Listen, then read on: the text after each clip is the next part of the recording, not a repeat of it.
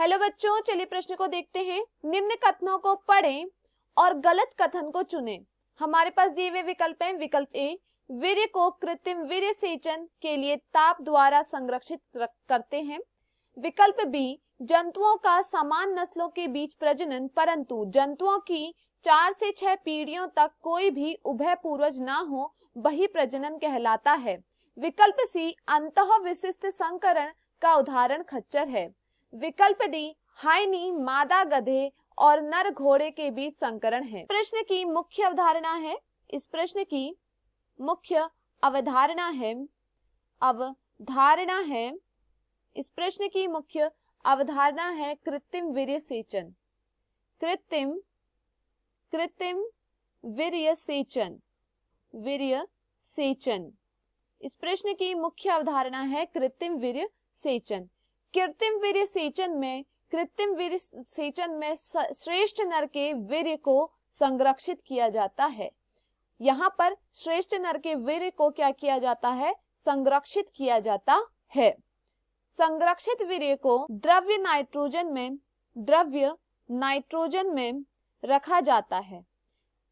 इसे द्रव्य नाइट्रोजन में रखा जाता है तथा द्रव्य नाइट्रोजन का तापमान -196 डिग्री सेल्सियस होता है।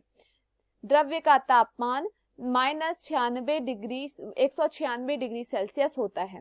वीर्य को अत्यधिक निम्न ताप पर रखा जाता है। वीर्य को अत्यधिक निम्न ताप पर रखा जाता है। चलिए कथनों को पढ़ते हैं। निम्न कथनों को पढ़े और गलत कथन को चुनें।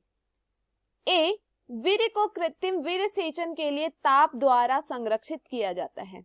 वीर्य को संरक्षित किया जाता है द्रव्य नाइट्रोजन में और ताप जो होता है वो अत्यधिक कम होता है। तो यह यहाँ पर गलत है। यहाँ पर ताप दिया गया है लेकिन यहाँ पर यह नहीं कहा गया है कि अत्यधिक निम्न ताप पर रखा गया है, इसलिए यह कथन यहाँ पर गलत होता है।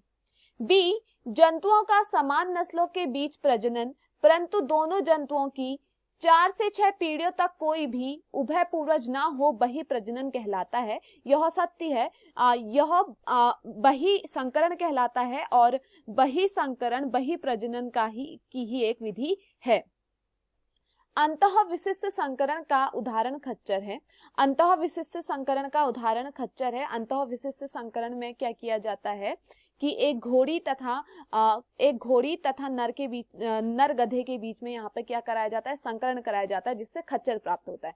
तो यह भी सत्य है।